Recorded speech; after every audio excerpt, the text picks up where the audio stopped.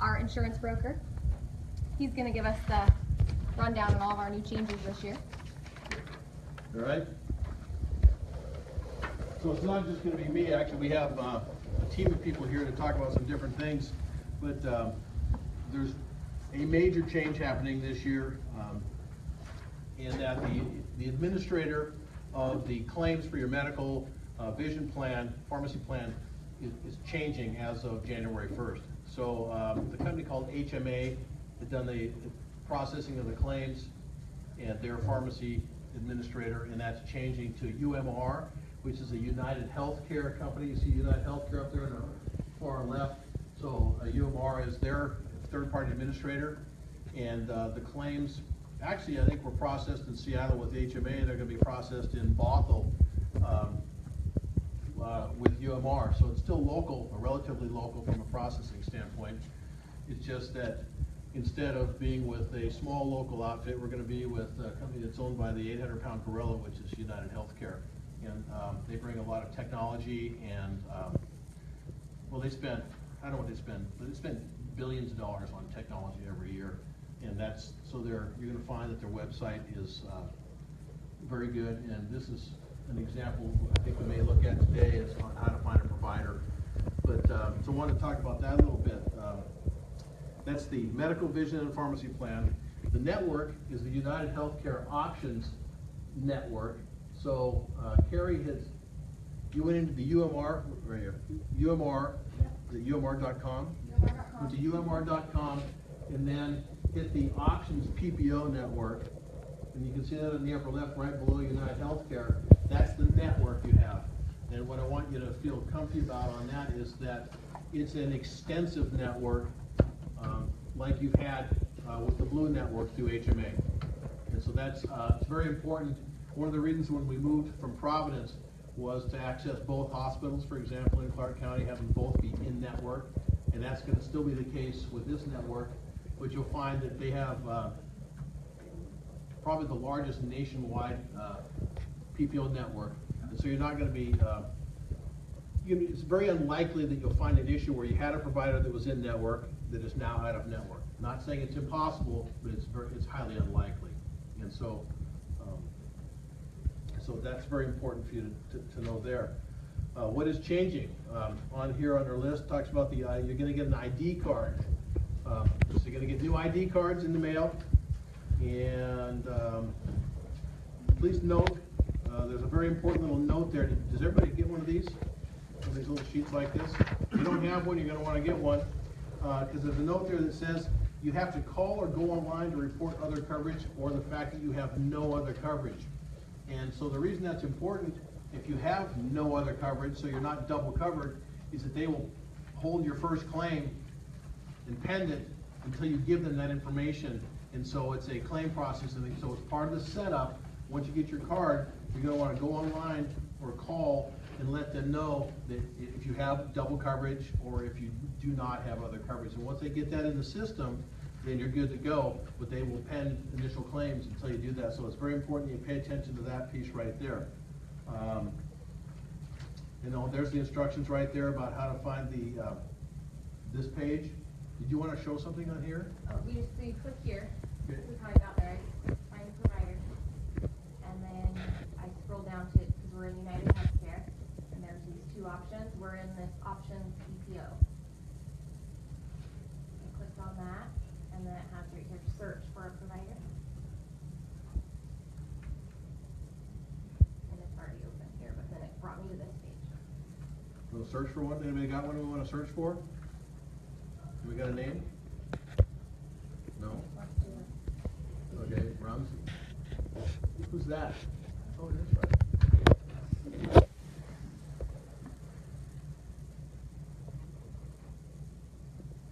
Okay, so that's, if you don't know who Dino is, we'll talk about that a little later. So the direct primary care we're going to talk about a little bit today. Dino is the doctor who's the main physician at the direct primary care office that's now open in Battleground.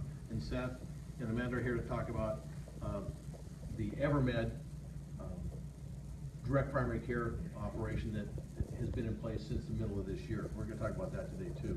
So One of the things that also will be changing in this is the pharmacy is going to go to Optum RX, and the specialty pharmacy will become Optum RX. So if you're taking specialty medications, it's very important that we get that transition handled. So if there's any issues or concerns, you want to see Carrie, and we'll try and get that dialed in as soon as possible. But the specialty pharmacy is an area where those are oftentimes they're injectable drugs, and sometimes very, very expensive.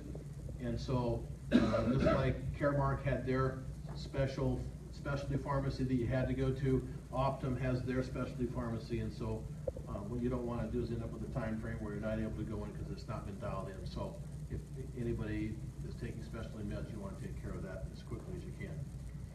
So that's, and then, are you going to go through some other things on this, or was that just what you were going to do as far as the website?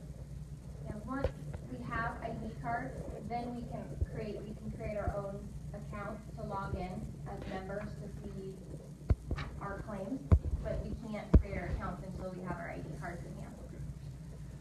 All right. So will we come back out here when that happens maybe and walk people through that? We can do that. So Carrie's gone through a demo of this whole thing, and I didn't happen to be part of that, so I didn't know what you wanted to show today. So we'll come back out when cards show up and help everybody sort out how to walk through and get their own pages set up. But you'll find that it's there's lots of resources on the website. Our cards will have every dependent name on them this time. So HMA cards only had the employee that was on the health care on there. Now all of our dependents will be on, so if you see someone that's missing, let us know, because everyone's name should be listed on it. And then the activation Greg was talking about, there will actually be a sticker on the front of your card, kind of like when you get a new credit card in the mail that says activate this first. And that sticker will tell you how to report your other or no other health care to UMR. Okay. Can you tell who the boss is? Good. Quickly, dental insurance. Now we have, speaking of the medical plan, we have benefit summaries.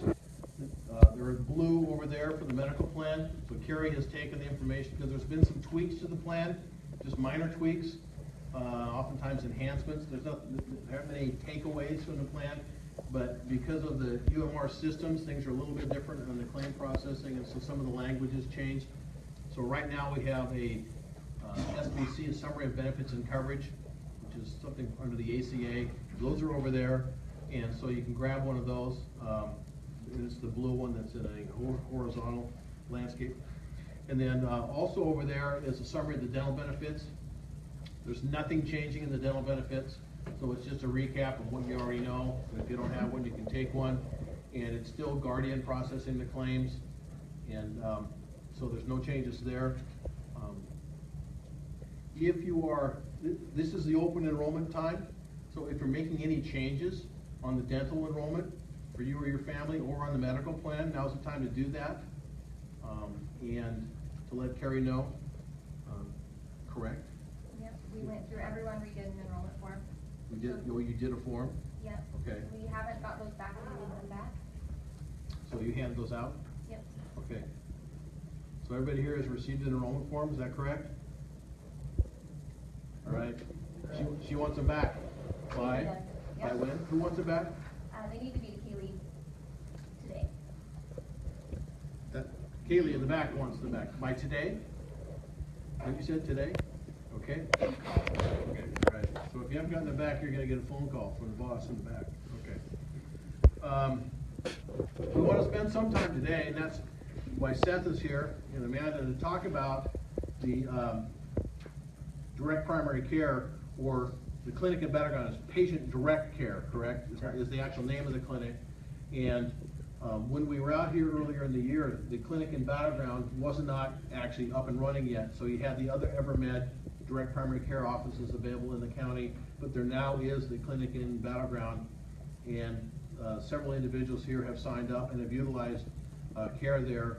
It was through Dino, who was listed up there, and then he has a physician's assistant whose name is Isla, and so she's come on board too. And so there's actually two providers at the clinic, and that's been a really great addition if anybody has got a chance to meet Isla. So Seth, would you want to come up and kind of talk a little bit about what's going on at the direct primary care and why people may want to take a look at it? Yeah, absolutely. Thank you. Good to see most of you guys again. I think I met most of you guys, last summer, springish, something like that. So the nice thing with EverMed is the structure of direct primary care hasn't really changed. So you still get all the same benefits, all the same touch points. I think telemedicine continues to get better and better every single month. I know my family's used it quite a bit. But to take a quick step back for those who didn't hear the spiel last year, what direct primary care is taking all the co-pays and on-site visit fees associated with basic primary care off the table for you and your family. It's really designed to open access to care so that even if you're a question or concern, or if you're a parent with a young one and they have a fever that you're not used to, and like, do I go to the ER? Do I go to the urgent care? Do I have to go to a doctor at all? Direct primary care opens up dialogue between you and your physician, so you as the healthcare consumer don't have to struggle with those decisions anymore. If you think that you need care, you go seek it. You can text them, email them, call them, or go visit in person. Appointments are still recommended. But really, it's just that your physician is now there to care for you and your family, whatever the case may be. Our clinics have grown quite a bit. So we have, as Greg mentioned, the clinic up in Battleground, not only with one physician up there, but two. For Clark County, that's really what we've grown this year. We have a bunch down in Portland if you have folks that cross the border. We have a ton from here all the way up to Canada and even into Alaska, excluding Canada, by the way. Of course, you guys have your Tri-Cities folks, which we have clinics. We have a couple more that are starting to pop up in that side of the Cascades as well, and then throughout the state of Oregon as well. So lots of growth as far as additional practices. There may be some additional ones in Clark County that come on. As they do, we'll make sure that you guys are informed of those updates as well. But again, the product itself of direct primary care, it's an employer-paid benefit that just embeds itself into your base healthcare plan. So everything that United Healthcare provides in UMR still exists. This is just an added bonus for all your basic care stuff. We want to take those co-pays and those decisions that might prevent you from going to get that care that you need out of the way, so you just get healthy. It's kind of in a nutshell. Yeah?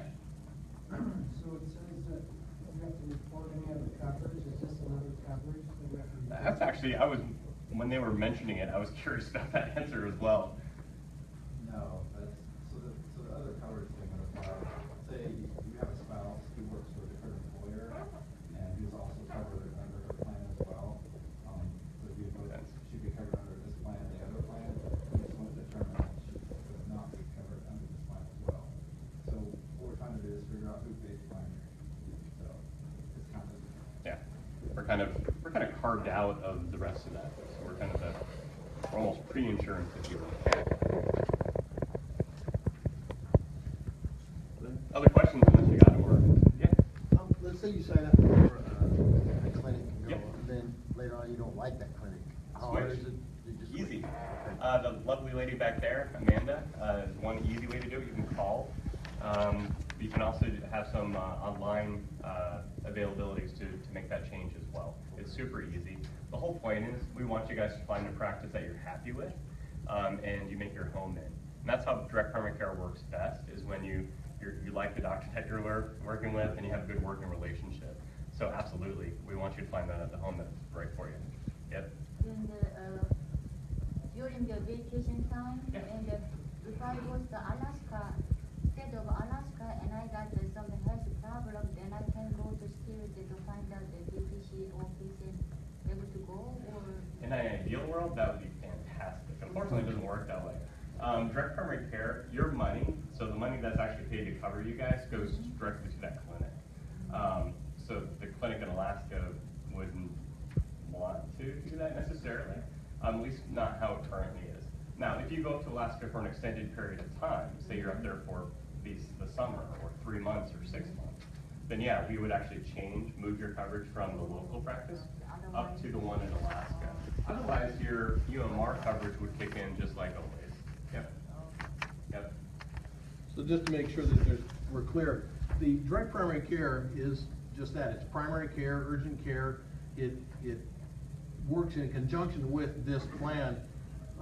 as an individual, you can choose to have your primary care delivered in the regular way, go to, say, Vancouver Clinic under the normal plan, or you can choose direct primary care, and then your primary care becomes, through that specific clinic. But if you're traveling anywhere, whether it's Alaska or someplace else, you have emergency care and urgent care under your normal plan, just like you always have had. So there's actually no takeaways. So if you sign up for the direct primary care, you don't lose anything. You're just choosing to access the care that's provided there at the direct primary care clinic, but you always have the regular plan behind you for when you're traveling. Yeah, great question though. I've actually played with ways that work, you just haven't figured it out yet. I'll let you know when I do. Any other questions on direct primary care? Who's used it, just real quick, out of a quick show of hands? All right, you guys like it? You got a story there. You got like a bandaged hand. Yeah, I use direct primary care. That's probably a HIPAA violation, but it's kind of funny. Yeah. All right, hopefully it's working out well for you guys. Here's what I'll encourage you. I've heard some really good stories, and I know in the very beginning there were hiccups with at least a couple of the practices. The practices, just like us, kind of are evolving with this, and they're growing and learning. The clinic in Battleground is a little bit different. It was born out of this. Lackman's Medical Group, which was our flagship practice, kind of wrapped their hands around it really quickly too. And some of the other ones we've had to nurture along the way and get. And we're still moving the ball a little bit. But share your stories. I want the good. I was telling Prairie earlier, I want the good and the bad. I want to know where some of the practices that maybe there's a hiccup or two that we can run and smooth over. Because the longer that they do this direct primary care thing, the more they're getting the handle on it too. And then there's a couple, it'll happen in the course of our existence, or a couple just never quite figure it out. I want to know that as well.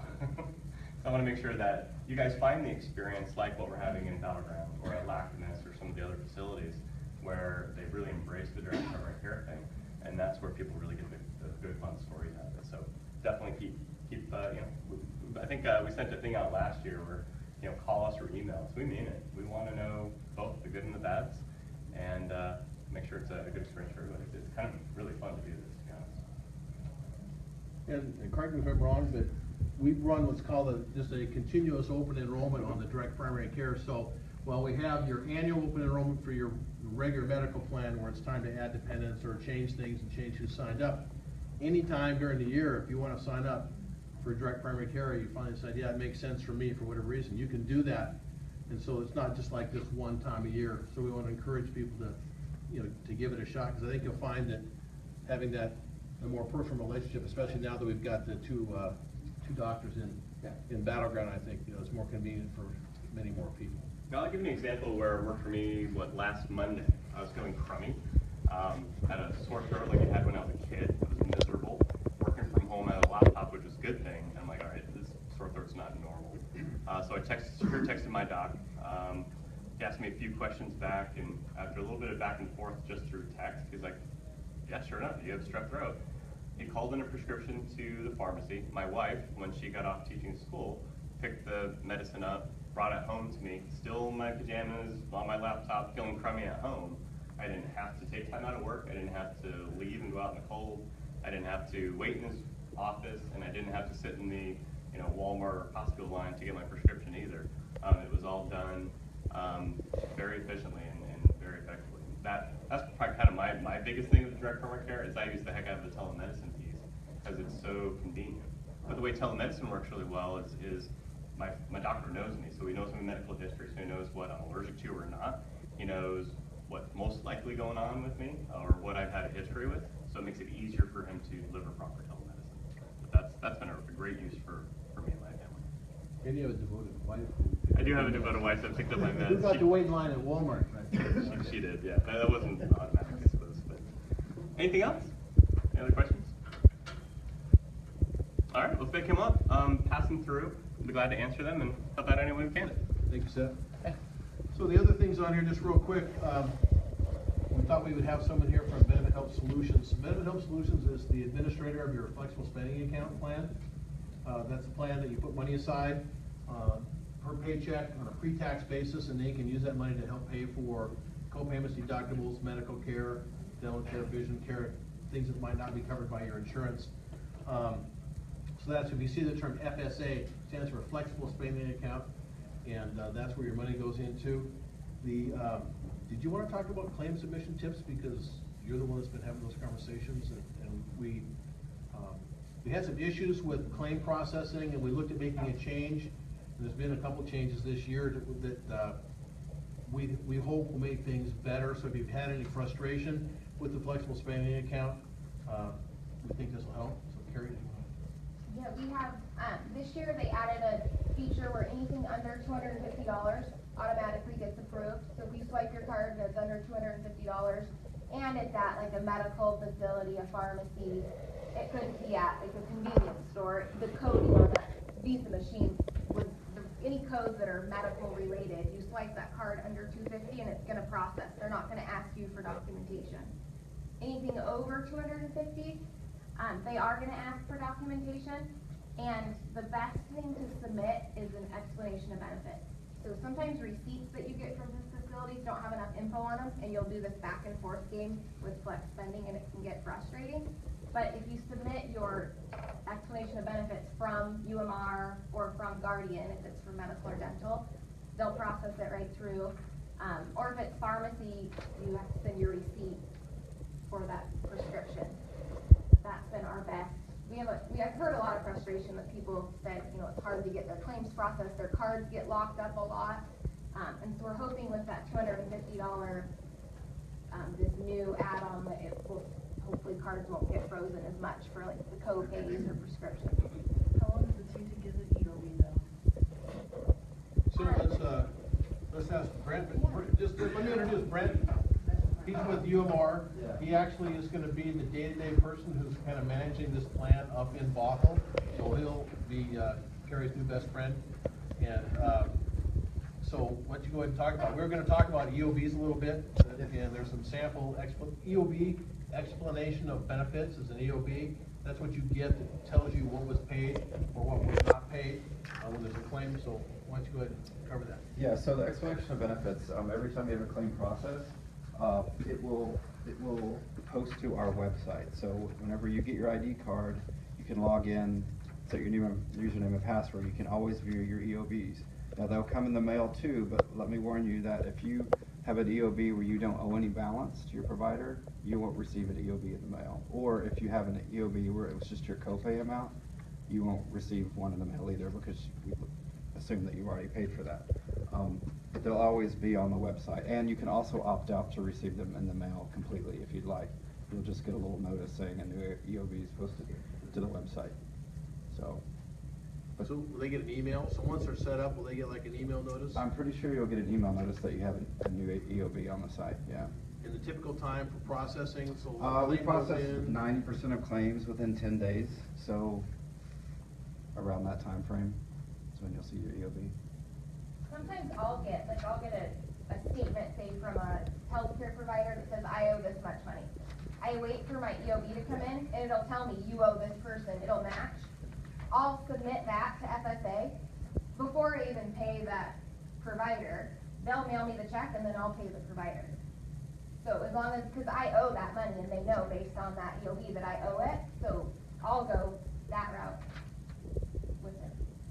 And there's a flyer in the back that shows our sample EOB and how to read it. And pretty much on the far right column, it'll just tell you patient owes. It's in the back. Yeah, it'll show you a patient owed amount, so just make sure that amounts with your, or matches with your bill from your provider. How long does FSA lock up the card though?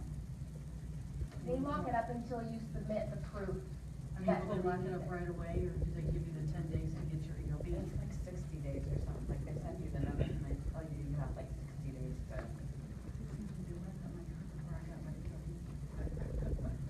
And I've heard that where people just get, it's frustrating when you can't use And the you can't card. use it again. And then you're having to pay out of pocket if you're where you need to pay right then and then submit it. So hopefully this $250 will help them. Well, that should help a lot, and typically it's like, maybe you missed the first request or something, and so that was like the second one they're saying, so it's been a while, but they recognize that they paid it, they just need to have the proof that it was legit, and they'll wait, but at a certain time down the road, they will lock your card up on that. So what about rolling over at the end of the year? Anything that's unspent? We have the $500 rule, Yeah, right? from anything under 15 you'll lose. But if it's from 15 15 to 500, it will roll over to next year. Anything over 500 will not roll. So No. under 15 and over 500, you lose. So anything between rolls into the next year. And out on Benefit Help's website, they have a list of things that are eligible. So there's been a few people that have had balances left that ask, what qualifies? And there's, like, even you can get one first aid kit a year, like a supply of Band-Aids every, like, 3 boxes a month. There's certain things that if for some reason, you didn't use it up, there's ways you can use it.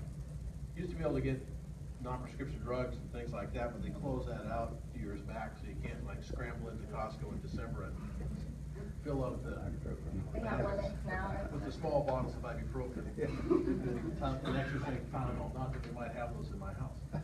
So, any questions on the EOBs, because sometimes those are confusing. What I always tell people is don't pay your bill. You're gonna get a bill from the doctor typically more quickly than you're gonna get the information from the insurance carrier, because they get that bill out right away. Sometimes you get the bill from the doctor and it'll say, well, you owe this money and it's been submitted to insurance, and it will not reflect any discount that they need to provide on the bill because of the network. So you don't wanna pay the doctor unless it's a co-payment. You don't wanna pay the doctor until you've seen the discount processed. So when the explanation of benefits shows up, it's gonna say, here's the bill amount, and it'll match up. And then it's gonna say, here's the discount, and it subtracts that, and it nets it down to what's owed. And so you wanna make sure that comes through and it's correct. I had one recently where it came through and instead of being a deduction, it was an addition, so they actually added the credit to the bill and double billed me for the difference. We're still working on that one. But I didn't pay it because I read the EOB. So don't pay until you get the explanation of benefits. It'll be online in all cases. So what UMR doesn't do is if you paid a co-payment, they're not gonna generate paper if you paid a co-payment, and they're not gonna generate paper if you don't owe anything. If it says your balance is 0, they're not gonna bother to stick that in the mail and pay the postage and mail that out. But it will be online, so once you have the ability to log in, you can pull up everything on there and all your records will be there. If you do owe money, then they will mail you one. So it's just a cost-saving thing and not wasting a bunch of paper sending stuff out on that. Any other questions on explanations of benefits? Okay. Yes, sir. Yes, with the new system, is it gonna show old EOBs? EOBs from like 2016? Yeah. No. Unfortunately, it won't. Those will still be on your HMA site for a while, I'm sure. Yeah. So it starts, so yeah, as of 1/17. Now, we haven't signed the documents yet, I actually have it with me, but there's a process where there's some claims that'll be, they call it run in or run out. Claims incurred in December that when HMA is actually, on the hook for those, or the insurance that we have in place is on the hook for those. And we're working out who processes those, and so there's gonna be some crossover initially. Deductibles start over in January 1, so anything with deductibles starts over with the new plan. And out-of-pocket maximums start over January 1. And so everything, the HMA claims will stop for everything incurred in December and prior. You incur services after January, that goes towards the new plan and the new deductibles and the new out-of-pocket limits. Yeah. Brent's gonna be here if you have any specific questions you want to address. Maybe you have a transition, what I call a transition of care question. I'm going to the doctor for this, or I've already got an appointment set for that, or here's what I'm dealing with. He's here, he can help answer any questions if you want to address those kind of one-on-one. And I want to introduce Shannon. Shannon's with Biggs Insurance.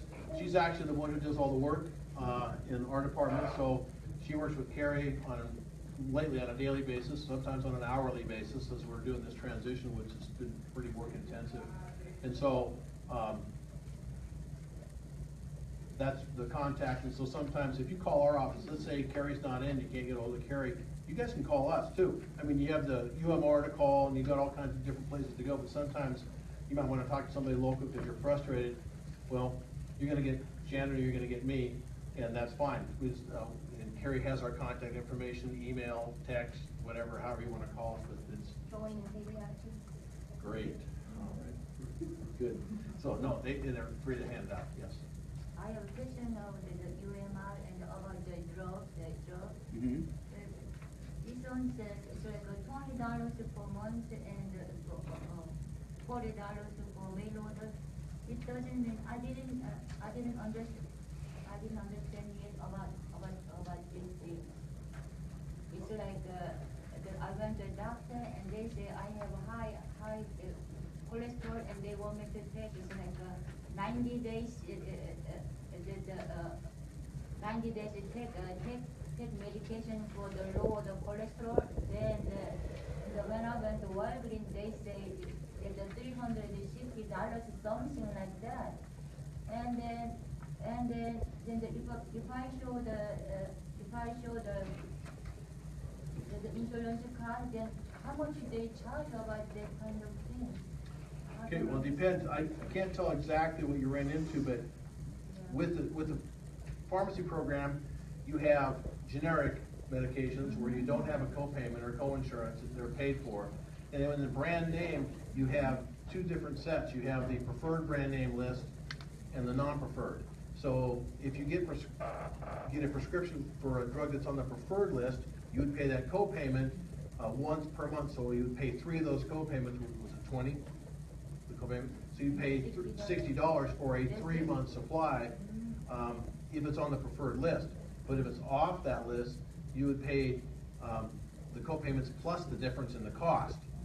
So you actually have a significant greater out-of-pocket, and so it might have been that the drug that was prescribed was on the non-preferred list. And what I would say in that case, I don't know if anybody else has experienced that. Typically, especially in a cholesterol situation, you're going to find that there's a drug on the preferred list, and very possibly even a drug that's on the generic side that is equivalent to what's going on. So you want to talk to your doctor about what they prescribed, and maybe there's something on this list or the generic list that will be as good for you. Sometimes there's not. Sometimes there's a specific reason why they're using that drug, and then that's. Then the listing means the doctor or the drugstore. Excuse me? You know the preferred list means. The preferred list? Yeah. It's a list. It's actually you right now your plan, your prescription plan with Caremark has a preferred drug list through Caremark. UMR has a preferred drug list through UMR. So each of the claim processors, or in this case the pharmacy benefit plan, has a preferred drug list. They're not identical. So that's a good point right now. Is you're going to find that everybody's managing drugs very tightly, and everybody's preferred drug list is not identical. So you can have a situation where there's a drug on a preferred drug list with your current plan. It might not be on the preferred drug list under UMR. And so you're going to want to, if you're taking something on a regular basis, you're going to want to look into that. And if you're taking medicine on a regular basis, this plan's going to have 2 things you might want to look at. It's going to have a 90-day, the ability to buy a 90-day supply. So if you're on maintenance drugs for like high blood pressure or cholesterol like that, you'll be able to get 90 days at the retail pharmacy instead of just 30 days, which is a nice convenience. And you might want to look at the mail order, because once you get set up on mail order, it's really easy. You pay less, but you also just go online and get it reordered, and it shows up at your house. You don't even have to go anywhere. And so if you're on a maintenance drug, the 90-day supply feature we've added this year, as well as the mail order things you want to look at. Providers are pretty aware, healthcare providers, they're pretty aware, like Evermed, they're pretty aware of what drugs fit on the generic. They, generally speaking, they tend to be. Patient responsibility to say, hey, make sure this is. They tend to be aware, but they're not. It's not. It really is on the patient to kind of pay attention to what's going on. But sometimes you don't ask the question until you get someone says, well, it's going to be $300. You go, excuse me, you know, is there something else? But you can go online and check. You can even do it while you're there on your phone and find out if so they're prescribing you something in a certain class drug. You can look to see what would be preferred if it's not, or what might be generic. I always have luck by just telling my doctor up front that, you know, I'm very cost-centric with my prescriptions, and are there generics available that you know of, and if not, can I call you when I get to the pharmacy if it doesn't happen to be a generic? Most providers are perfectly fine with that conversation. That's in my own own personal, and I take a wide variety, so, yeah, they seem to be okay. Even on the EverMed site, you can do a lookup. So we actually have a prescription lookup tool that'll do a couple of things. It'll actually list out even to the pharmacy level in your zip code of what the cost of that prescription is.